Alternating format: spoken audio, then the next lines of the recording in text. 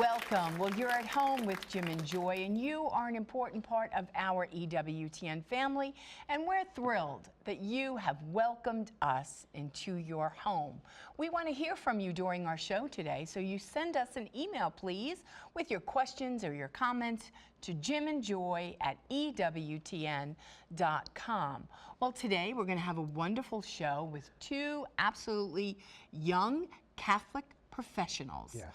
We have Jennifer Baugh with us, and she's the founder and the National Executive Director of Young Catholic Professionals, and her friend in crime, Peter Blute, who is the Vice President, Learning and Development for Young Catholic Professionals. Did you even know that there were young Catholic professionals? Well, the two of them are going to tell us all about this beautiful ministry that is all over our country in our churches, and these young Catholic professionals are having an impact on our parish families. Absolutely. You know, as I'm thinking about our show today and the young Catholic professionals, I think back to one of the more meaningful times at our pregnancy medical center that Joy directs, and I assist her with that. And somebody made contact with the young Catholic professionals here locally. I don't know if they're part of this official group or not, but they call themselves Young Catholic Professionals. And invited them to come to take a tour of our pregnancy medical center, where we help girls in crisis pregnancies, a life and death ministry. And so about 30 or so young Catholic professionals came. We met downstairs at our tables to share the vision of the sanctity of the human person, reaching women in crisis pregnancy, offering resources and so on. And they came, and their presence, the clarity of their eyes there, I didn't know what they were going to be like. The questions they asked about what you do, how you do it, what does this mean for the woman in crisis pregnancy, what does it mean for the baby, what resources do you have, what do you need, was an amazing time.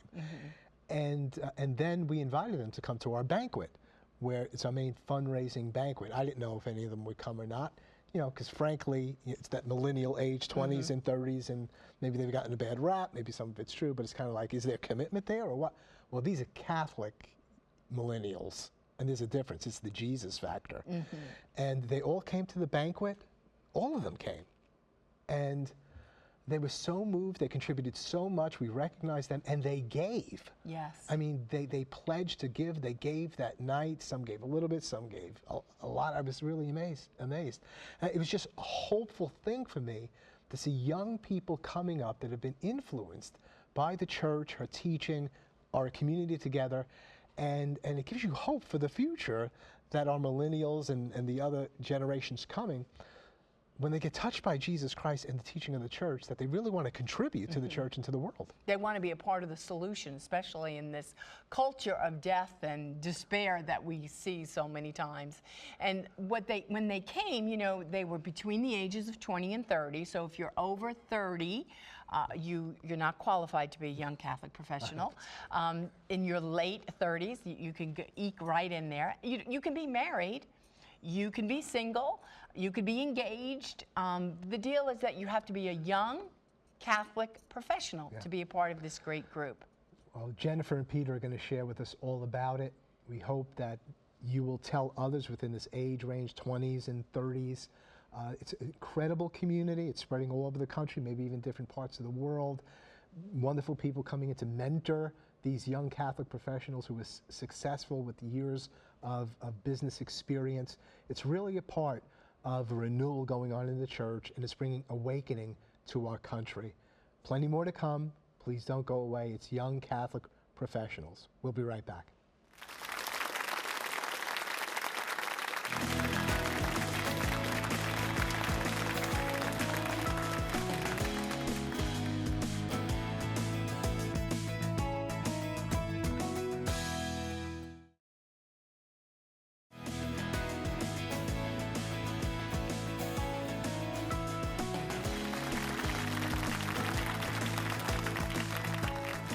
Welcome back. Well, you're an important part of our EWTN family, and we would love to hear from you today. So if you're at home and you have a question for Jennifer and Peter, we want you to send us an email, jimandjoy@ewtn.com. You know, maybe you're grandchildren, your daughter, your son, they've graduated college, they're not in the youth group anymore, they're not married, they're not a young mom, they're not a young dad, and they're really trying to find their way in the church. Well, we have the founder and the national executive director of the Young Catholic Professionals with us today. So you want to hear their beautiful stories, and you want to learn about this group and say, how can I plug in, or how can I let my family members know about it?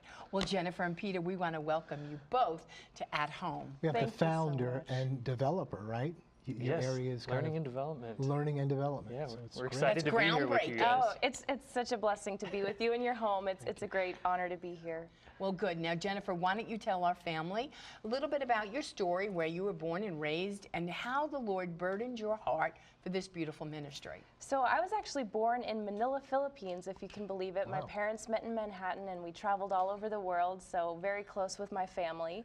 And sort of being someone who traveled a lot, I was definitely an observer and kind of had a little bit of a restless heart. I was a high achiever all through high school, even through college.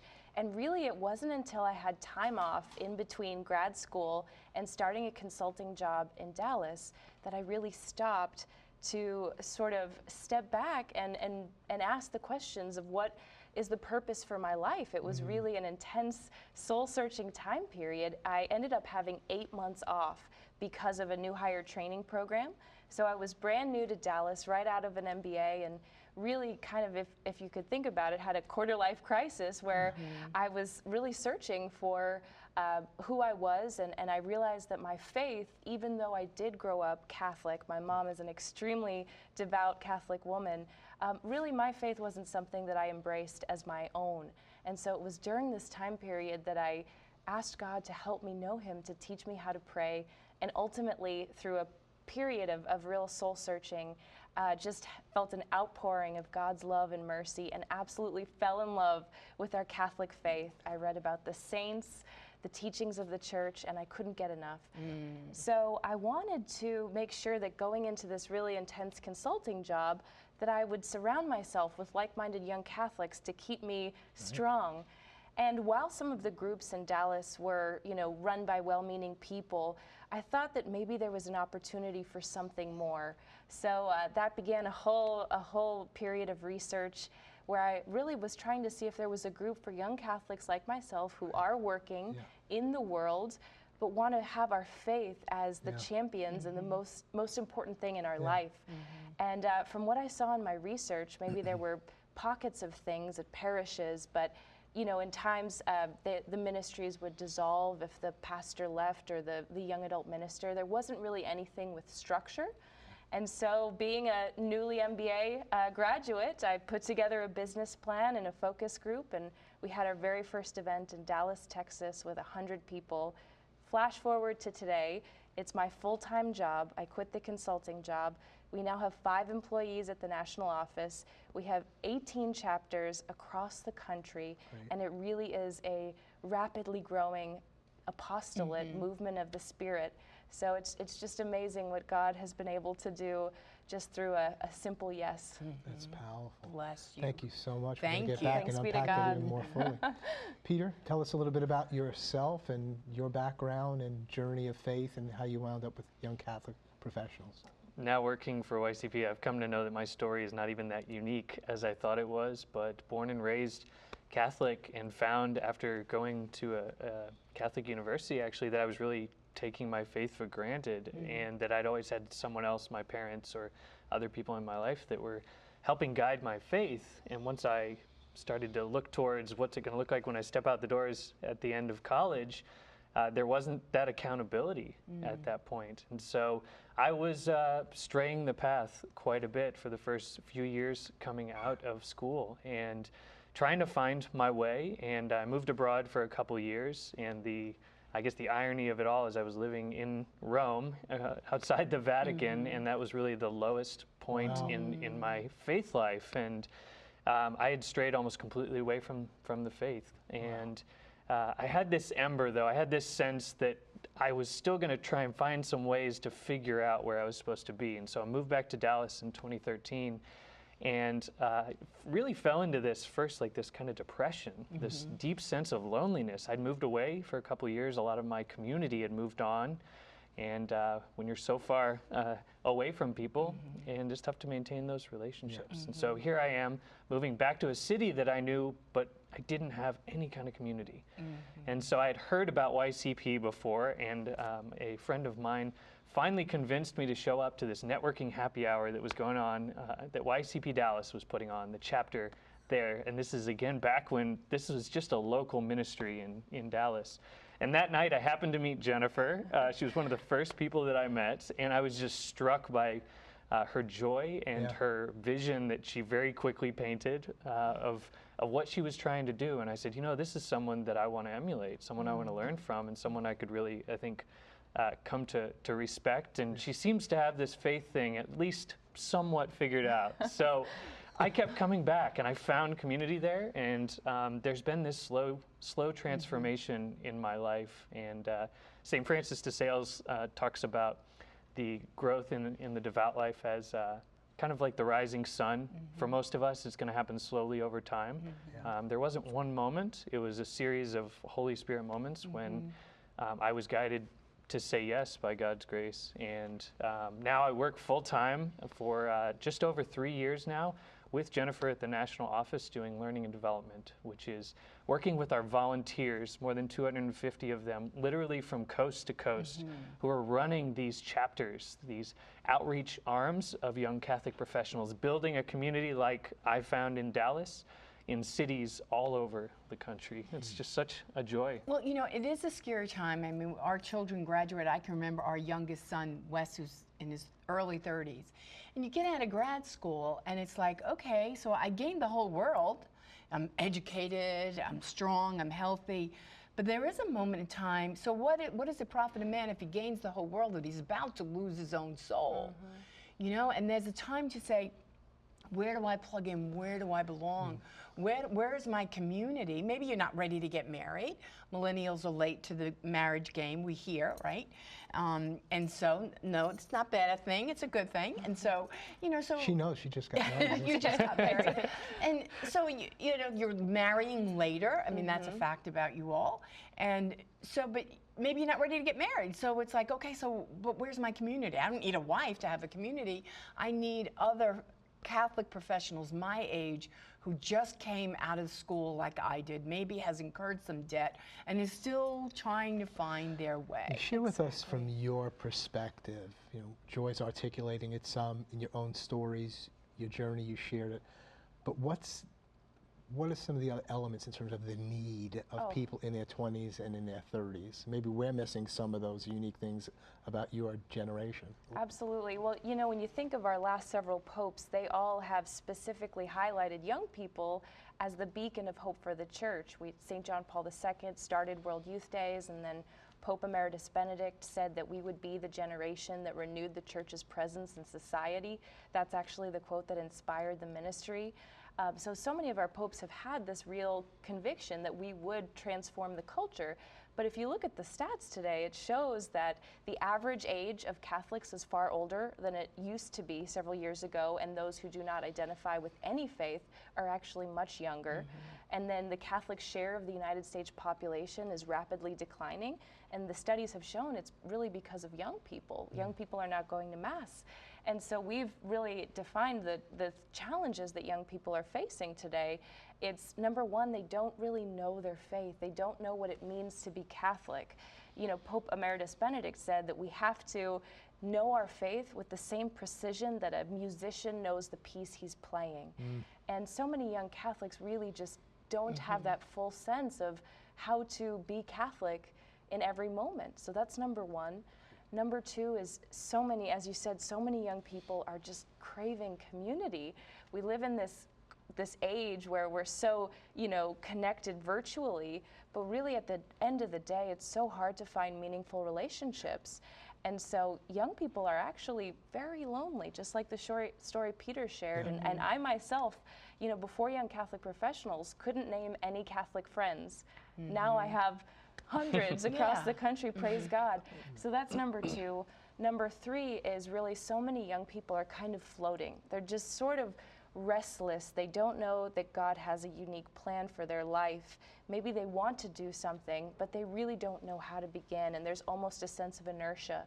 And so Young Catholic Professionals exists to counter those three challenges. So we have a threefold purpose that really aligns just with that. Number one, to understand our Catholic identity. Just in my story, growing up Catholic and having to learn what does it actually mean to call myself Catholic, more than just maybe going to Mass, remembering to go to confession every once in a while, once, twice a year. But what does it truly mean to embrace our faith and grow in that faith, so we have the confidence then to be able to share it when we need to, when we're called to. And then number two, to have this encouraging, energetic, vibrant community in which we can have that kind of friendship and genuine relationships. And then number three, that call to action, because it's not enough that we can just come to Catholic events. Ultimately, we're called to go back out into wherever that is. You know, we have a particular charism to help us as young people go back into our workplaces, but really in all phases, all places in the public square to represent our Listening faith. to your personal stories, and hopefully I've got it right, you in particular, it really sounded like you experienced a deeper conversion to Christ and to his church, well, obviously before Young Catholic Professionals, because you established that. And I think your story is, did you experience conversion before you came into the Young Catholic Professionals, and did you experience the same thing? It was part of that journey. Because I'm kind of getting, like, in your case, it was conversion more fully to Christ and to the church, and then that third conversion to society and to the world. And I want to make this personalized thing, but my faith can't be private. It has to relate to society and to the world.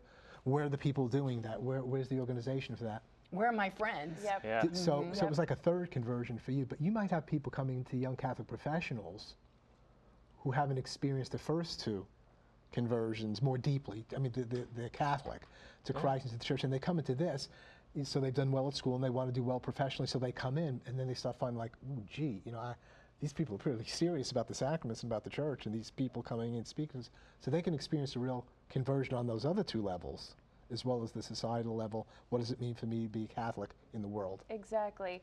You know, I can't remember what pope it is, but he said, modern man listens more to witnesses than to teachers. And our slogan with Young Catholic Professionals is working in witness for Christ. And it's really all about the power of witness. We've had countless testimonials of a young person who, just by hearing a speaker and seeing the authenticity with which they live their life, as you know, their faith in daily life, or seeing a room full of young Catholics on a Tuesday night full of kind of conviction.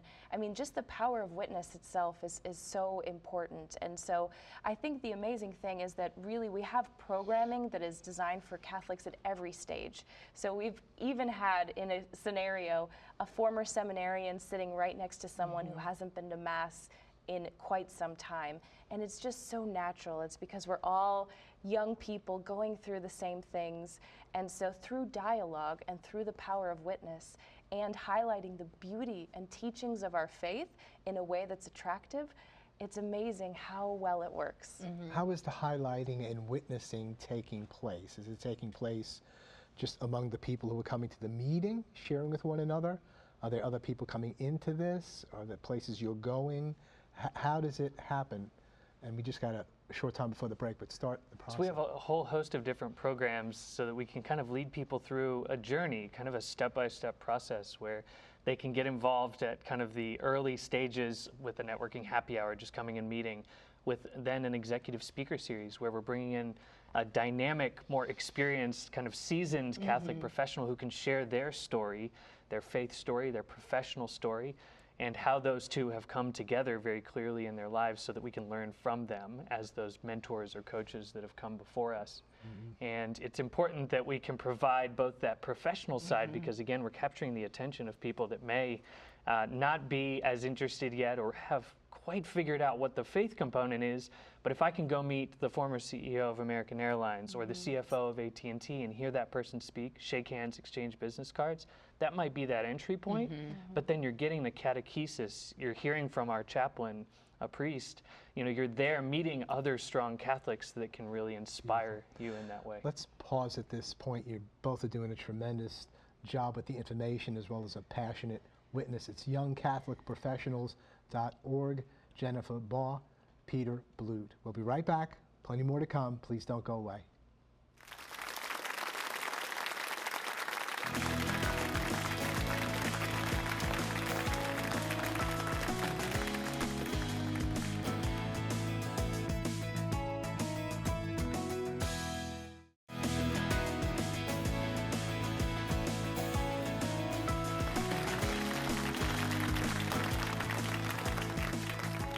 Welcome back. Well, we want to hear from you during our show today, so send us an email, jimandjoy@ewtn.com.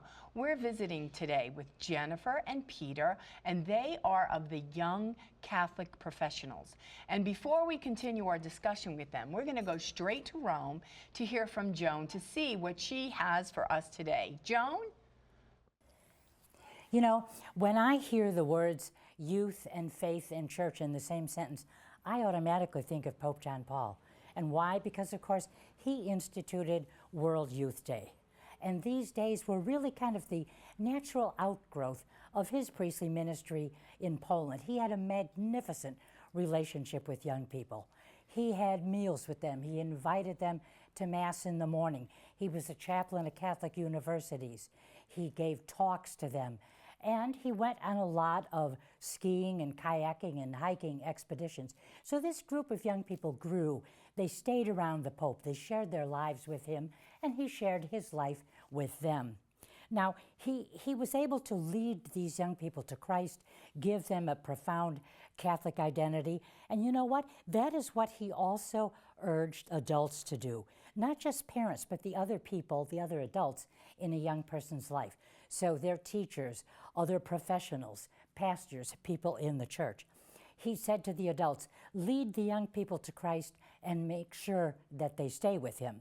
Now, as one writer said, Pope John Paul earned the confidence of young people because he took them seriously. They sensed he understood their concerns. He challenged them to give their lives to Christ. He appealed to their high ideals, inviting them to take a lead in the new evangelization. So what we're saying is that Catholics today in the public square, Catholic adult professionals, should do the same that Father did, that Pope John Paul did, and that is to say, befriend young people, be with them, listen to them, share their concerns. Most importantly, help them grow in the faith. And above all, help them realize that they can be 100% practicing Catholics at the same time that they are practicing professionals. So great words from a Holy Father we all loved. Back to you at home. Joan, thanks so much for sharing those important and beautiful reflections with us today. Well, we just have a brief period of time left. We're going to have a whole nother show with you both, but Jennifer, some closing thoughts. Yeah, I mean, I just think the opportunity here is so exciting. We have an organization that has momentum, and we're growing rapidly across the country. So what we do at the national office is we provide training, templates, materials, and launch chapters in these cities. And it's amazing what we're learning. We're able to share best practices and bring everyone together on it for an annual conference. So you can imagine the hope that is generated when all of these young people see that there are like-minded Catholics out there, not only in their own city, but in cities across the nation. We actually have interest from people in cities across the world reaching out to us. So I think the exciting thing to share is that we want to come to a city near you. We want to expand this great organization, and we're very agile and able to do that. And the amazing thing is there's a place for everyone to get involved. While we do cater our messaging to young Catholics in their 20s and 30s, we involve Catholics to be mentors, to guide us, to help show us what it means to be a Catholic with courage. And so there's really an opportunity to involve this entire community. Well, unfortunately, we have to close at this point. Thank you so much for being with us today. We look forward to continuing this conversation on in another show. Hope you've enjoyed this time here today, and I hope that you are encouraged by the young Catholic professionals. They're waiting to hear from you. So if you've been touched by the show today, you know somebody who needs to know about young Catholic professionals, it's really a movement of the Holy Spirit going on with people ages in their 20s and in their 30s to be great leaven in the church and to bring awakening itself to our country and maybe the whole world.